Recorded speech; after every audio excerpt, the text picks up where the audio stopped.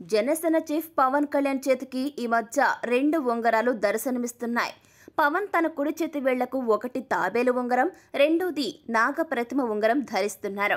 పవన్ వేదికపై మాట్లాడే టైంలో ఈ 2 ఉంగరాలు కూడా చాలా స్పెషల్గా కనిపిస్తుంటాయి. వీటిపై ఓ జాతక నిపుణుడు వివరణ ఇచ్చారు. పవన్ కళ్యాణ్ జాతకపరంగా చూస్తే ఆయన పుట్టింది 1971 సెప్టెంబర్ 2. కుజ రాహువు సంధి. రాహుకేతులకు సంబంధించిన కొన్ని దోషాలు ఉన్నాయి. ఆయనది మకర రాశి. మకర రాశిలోనే కుజుడు, రాహువు అలాగే చంద్రుడు కూడా ఉంటారు. ఇక చంద్రమంగళ యోగం ఉన్నప్పటికీ కుజ రాహువు సంధి ప్రభావం ఉండటం వల్ల ఆయన నాగబంధం ఉన్న ఉంగరాన్ని ధరించడం చాలా కలిసొచ్చే అంశం. జాతకపరంగా ఆయన ధరించిన ఉంగరాలు సత్ఫలితాలను ఇస్తాయి. కుటుంబంలో ఇబ్బందులు ఉన్నవారు, నరకోశ, నరదృష్టి ఎక్కువగా ఉన్న వ్యక్తులు, అదేవిధంగా రాజకీయపరమైనటువంటి ఇబ్బందులు ఉన్నవారు ఈ రకమైనటువంటి నాగబంధం ఉన్న ఉంగరం ధరిస్తారు.